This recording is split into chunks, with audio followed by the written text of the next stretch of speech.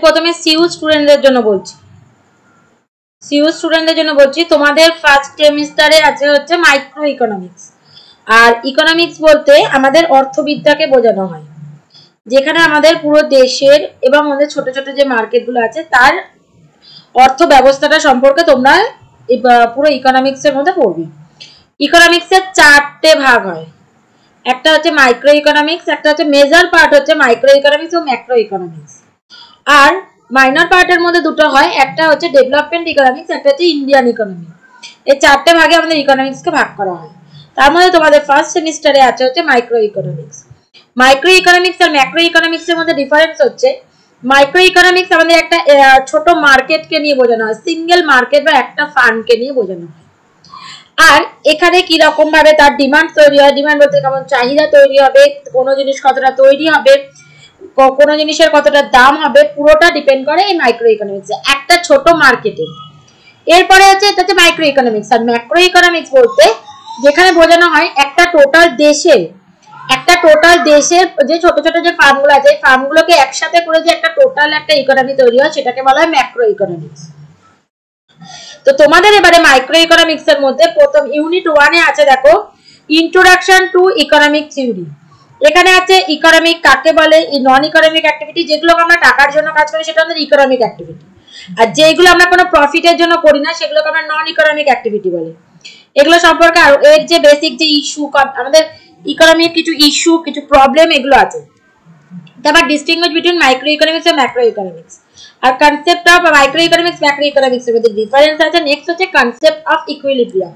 Equilibrium মানে demand আর supply এর মধ্যে যে ইকুইলিব্রিয়াম, সেই যে স্থিতিশীলতা, সেটাকে বোঝানো হয়েছে। এরপরে আছে তোমরা চাহিদা কি পড়বে, চাহিদার সূত্র কি, চাহিদা রেখা কি রকম, এবং এই চাহিদা রেখার নিয়মটা, এই নিয়মটার কিছু এক্সেপশন বা ব্যতিক্রম আছে, সেই ব্যতিক্রমগুলো সম্পর্কে পড়বে। এছাড়া হচ্ছে সাপ্লাই কার্ভ, মানে চাহিদা রেখার মানে হচ্ছে যোগান রেখা।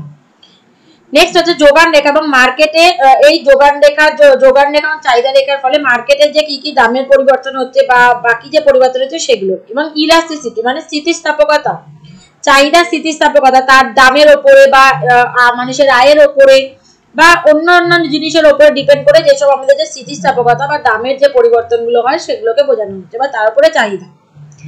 নেক্সট ইউনিট আছে আমাদের, দেখো, ইউনিট 2, থিওরি অফ ডিমান্ড।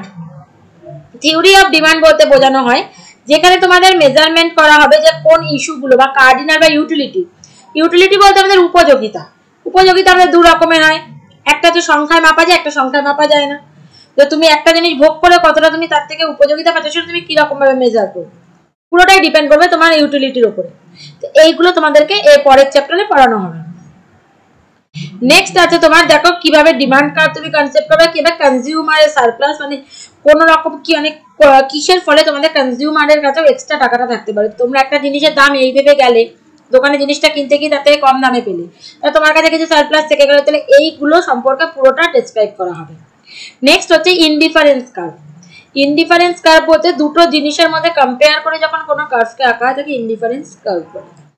এরপরে প্যাথোলজিক্যাল কেস বা প্রাইস এফেক্ট, প্রাইসের উপরে এফেক্ট করে কিভাবে আমাদের কনজাম্পশন বা বাকি যে ইনকাম বা ইনকাম কনজাম্পশন কার্ভ বলতে আমাদের ইনকামের উপরে কিভাবে কনজাম্পশন কার্ভটা এফেক্ট করে, এই পুরো বিষয়টাকে বা গিফেন প্যারাডক্স। গিফেন তবু বলতে কোনো জিনিসের আমরা কি জানি, নর্মালি কোনো জিনিসের দাম বাড়লে সেই জিনিসটার ডিমান্ড কমে যাবে, দাম কমলে সেই জিনিসটার ডিমান্ডটা বেড়ে যাবে। বাট এখানে গিফেনে উল্টো হয়, দাম কমে গেলেও জিনিসটা সেই চাহিদাটা বেশি, দাম কমে গেলে জিনিসটার চাহিদাটা কমে যাবে।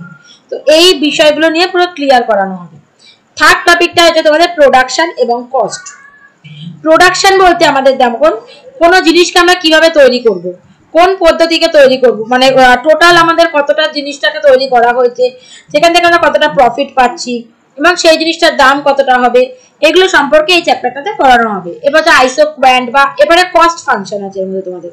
কস্ট ফাংশন মধ্যে কোনো জিনিসটা তৈরি করলে তার দামটা কি রকম হবে, সেই দামটাই বা আমাদের যে জিনিসটা তৈরি করতে আমাদের যত বেশি খরচ হবে, তো তার দামটা তার উপরে ডিপেন্ড করবে, আমাদের যতটা আমাদের খরচ হবে তার উপরে আমাদের ডিপেন্ড করবে সেই জিনিসের দামটা।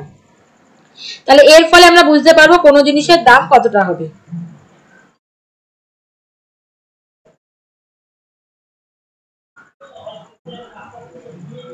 বই সম্পর্কে বলতে গেলে সব থেকে যদি ভালো হয় তাহলে দেবাশিস মজুমদারের বইটা যদি জোগাড় করতে পারো।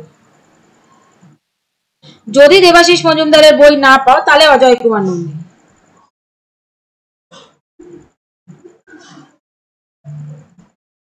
প্রথমে দেবাশিস মজুমদার দেখবে, যদি দেবাশিস মজুমদার না পাও তাহলে অজয় কুমার নন্দীকে প্রেফার করবে। বোঝা গেছে? কারুর any doubt, any query? Sure জিজ্ঞাসা করছি, কারুর any doubt, any query? No ma'am.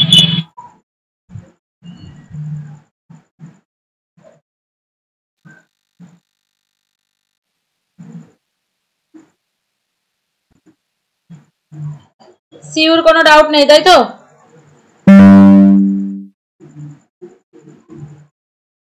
Sure কোনো ডাউট নেই তো? আমি বারবার জিজ্ঞাসা করছি, সিউর কোনো ডাউট আছে? Yes or no? না ma'am.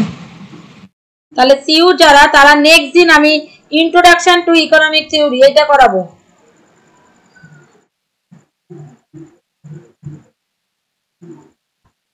Introduction to economic theory এটা করাবো, বা তাহলে সিউরা শুধু লেফট হয়ে যাবে। ঠিক আছে? নেক্সট দিন তোমাদের নেক্সট দিনের মধ্যে যদি কেউ বই জোগাড় করতে পারে তো ভালো, আর না জোগাড় করতে পারলে অসুবিধা নেই, আমি তো নোটস দিয়েই দেবো। বইটা কারণ বলে কি, তোমাদের পুরোটা আমি পিপিটি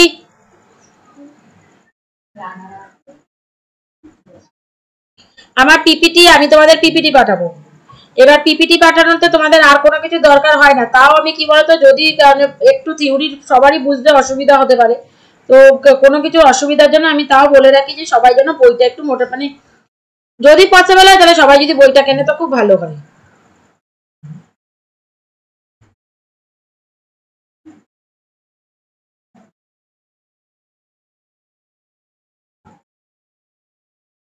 বোঝা গেছে?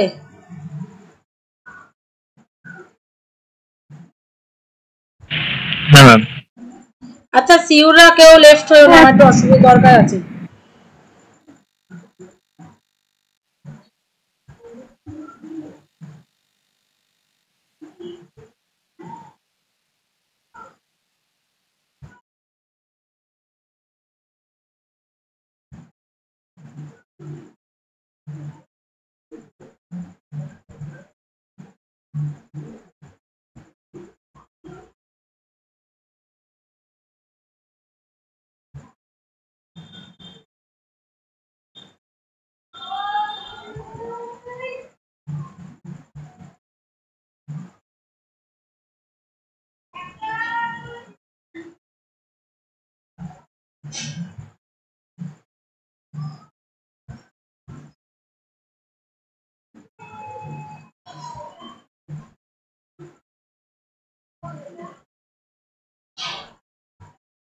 আচ্ছা, এবার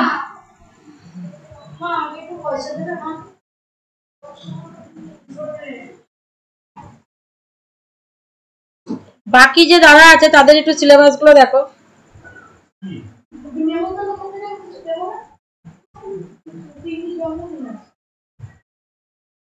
আমি বাকিদেরকে বলছি,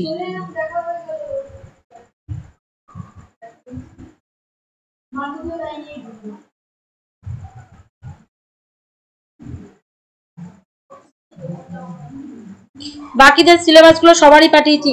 ও এই যে সিলেবাসটা আছে, আমি তোমাদের বলা, এই সিলেবাসটা বর্ধমান ইউনিভার্সিটি কাদের, যাদের বর্ধমান ইউনিভার্সিটি তাদের, আর কেএনইউ সিইউ সব সেম সিলেবাস।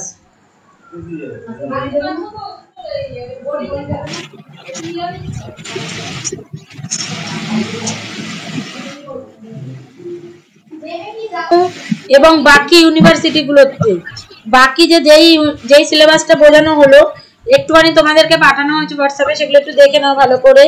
যে বাকি যে ইউনিভার্সিটি গুলো, বাঁকুড়া, বর্ধমান, কেএনইউ আর হচ্ছে ক্যালকাটা ইউনিভার্সিটি, আমাদের প্রত্যেকের সিলেবাস একই আছে, কারোর সিলেবাসে কোনো চেঞ্জ নেই।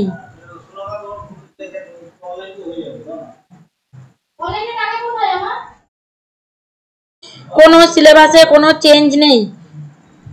শুধুমাত্র আমি বাঁকুড়া ইউনিভার্সিটির জন্য বলছি, বাঁকুড়া ইউনিভার্সিটি যে আছে তার জন্য বলছি।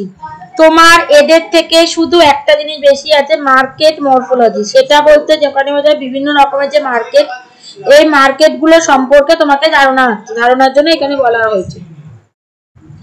এছাড়া আদার যে সিইউ বা কেএনইউ বা বাকি যে ইউনিভার্সিটি গুলো আছে সবার সিলেবাস সেম, শুধুমাত্র বাঁকুড়া ইউনিভার্সিটির একটা চ্যাপ্টার বেশি আছে।